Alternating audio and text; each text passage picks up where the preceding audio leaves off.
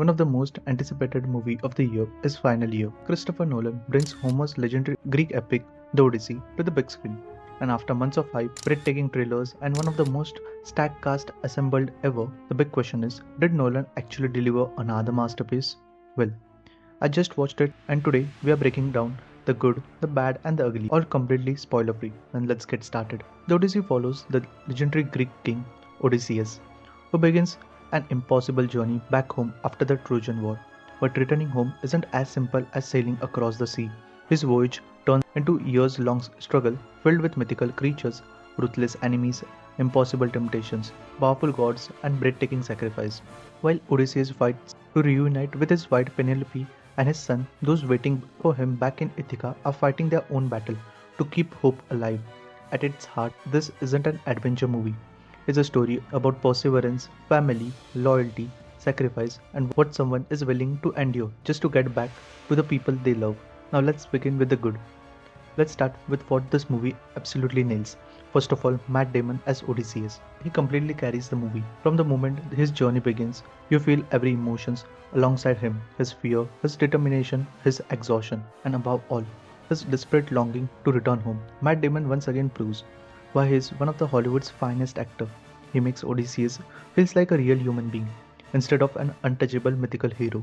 Tom Holland also delivers a surprisingly mature performance as Telemachus. His role carries different emotion weight than Odysseus, and I thought he handled it very well. And Hathaway as Penelope deserves a huge shout out too.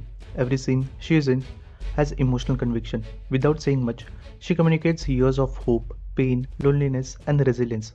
She makes Penelope feel incredibly believable. She outperforms every actor who acts with her. Robert Pattinson was another standout for me.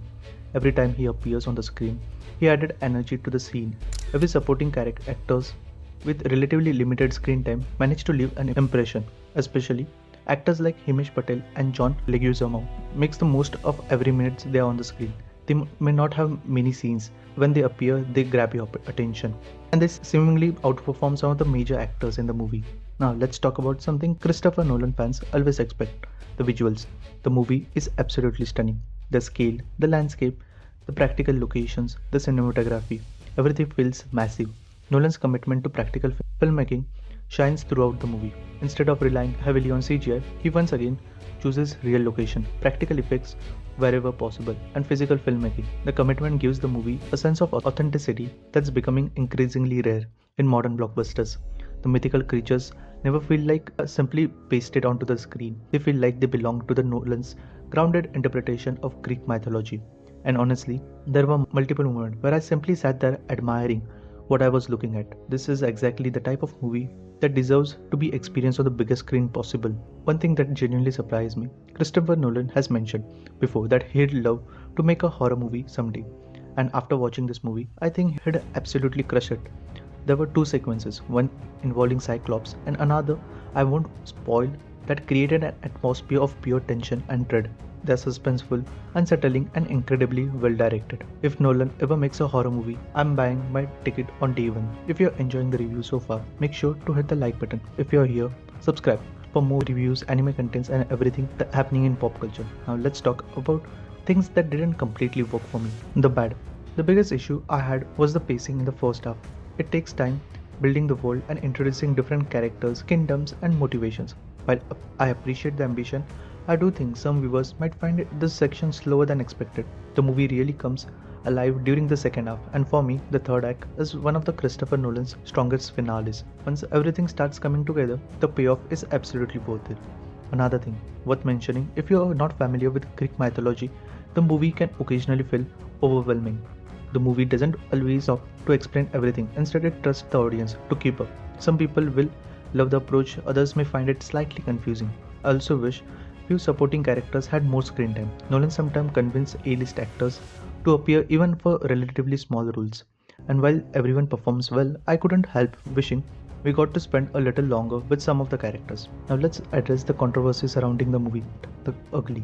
Some of the casting choice have already sparked debate online. Personally, there were one or two performances that didn't fully fit the way I imagined those characters while reading or learning about Greek mythology. In particular, I was not convinced with the portrayal of Helen of Troy, and there were other casting decisions like the role that Elliot Page performed. This is purely my opinion, but he didn't quite fit in the character as I imagined it from the source material. While the role doesn't have a huge amount of screen time, it's still important character whose presence has meaningful impact on the story. For me, the performance never fully clicked. That said, this is entirely my opinion. Casting is always subjective, and your experience may be completely different. None of these choices was significant enough to ruin the overall movie experience. Now, coming to the final verdict. Overall, I genuinely think Christopher Nolan has delivered another incredible cinematic experience. It's ambitious, visually breathtaking, emotionally engaging. If you're planning to watch it on in IMAX if possible. Movies like this are exactly why the theatrical experience still matters. For me, this is an easy recommendation. Now, I want to hear from you. Did you love the movie? Let me know in the comments. Don't forget to like, share, subscribe. I will see you in the next one. It's your boy Random AF signing off.